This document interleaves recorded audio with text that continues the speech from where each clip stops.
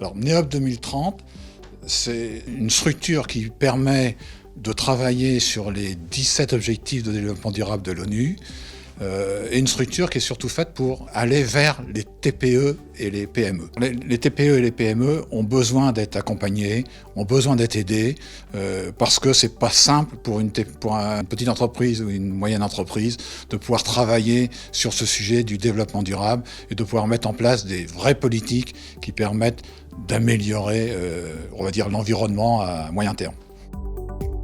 NEOT s'est créé il y a 1 an avec les syndicats patronaux et de grandes entreprises normandes. L'idée, c'est de réussir à les rencontrer, ces PME, TPE, sur tout le territoire, de les convaincre, de s'engager dans la transition. Maintenant, elles sont beaucoup sensibilisées, il faut surtout les aider. La question, c'est comment faire. C'est important d'entrer en transition, d'abord effectivement parce que la réglementation évolue, parce que les PME-TPE sont souvent des sous-traitantes d'entreprises ou de collectivités plus grandes qui elles-mêmes sont réglementées, donc par effet cascade, effet domino, ça entraîne l'obligation d'évolution, de transition pour les PME qui vont devoir présenter, souvent dans les appels d'offres, ce qu'on appelle des performances extra-financières, des résultats.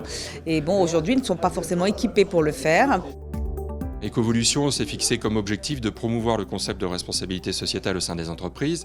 C'est donc faire en sorte que les entreprises intègrent les questions sociales et environnementales dans leur stratégie. Et pour ce faire, j'agis plus spécifiquement sur 4 champs d'intervention. La mise en place de stratégies RSE pour les entreprises.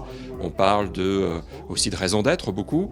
Les questions de bilan carbone, de la mesure et la réduction des émissions de gaz à effet de serre. Le reporting extra-financier, comment traduire en chiffres, en actes, effectivement, les engagements que l'on prend. Et enfin, les stratégies climat, parce qu'il en est beaucoup question. Et désormais, les entreprises doivent pouvoir aligner leurs stratégies sur les faits scientifiques.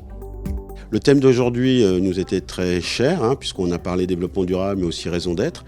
La Caisse d'épargne vient de mettre sa raison d'être dans ses statuts à l'Assemblée générale du 28 février dernier. On l'a publié sur les réseaux sociaux en particulier. Donc c'est un sujet très important et stratégique pour nous.